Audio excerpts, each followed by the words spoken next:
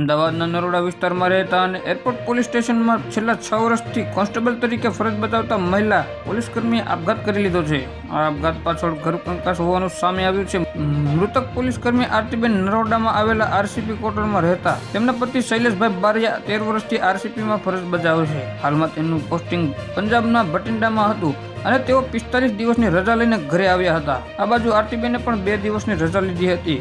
વાસી ઉત્તરાયણના દિવસે આરતીબેને બહાર ફરવા જવાની જીદ કરી હતી અને તેના પતિએ તેમની વાત માની ન હતી. આ દરમિયાન તેમના ઘરે આવેલા મહેમાન શૈલેષભાઈ બસ સ્ટેન્ડ મૂકવા ગયા હતા ત્યારે આરતીબેનને લાગી આવતા પોતાના ઘરે જ ગળાફાંસો ખાઈ લીધો હતો. શૈલેષભાઈ ઘરે આવ્યા ત્યારે તેમણે મૃતદેહ લટકતો જોયો અને તેને નીચે ઉતારી હોસ્પિટલ લઈ ગયા હતા, જ્યાં ફરજ પરના ડોક્ટરે આરતીબેનને મૃત જાહેર કર્યા હતા. નરોડા પોલીસે આ મામલે અકસ્માતનો ગુનો નોંધી મૃતક મહિલા પોલીસના પતિ અને પરિવારના નિવેદન નોંધ્યા છે. આરતીબેનનો સ્વભાવ ગુસ્સાવાળો હોવાનું જાણવા મળ્યું છે. આપઘાત પાછળ ફરવા જવાનો મુદ્દો કારણભૂત છે કે કોઈ અન્ય કારણ છે તે મુદ્દે પોલીસે વધુ તપાસ શરૂ કરી છે. પળે પળની અપડેટ મેળવવા માટે અમારી ચેનલને લાઇક કરો, સબસ્ક્રાઇબ કરો અને બાજુનું બેલ આઇકન પ્રેસ કરો, જેથી કરી અમારા હરેક વિડીયોની નોટિફિકેશન તમને મળતી રહે.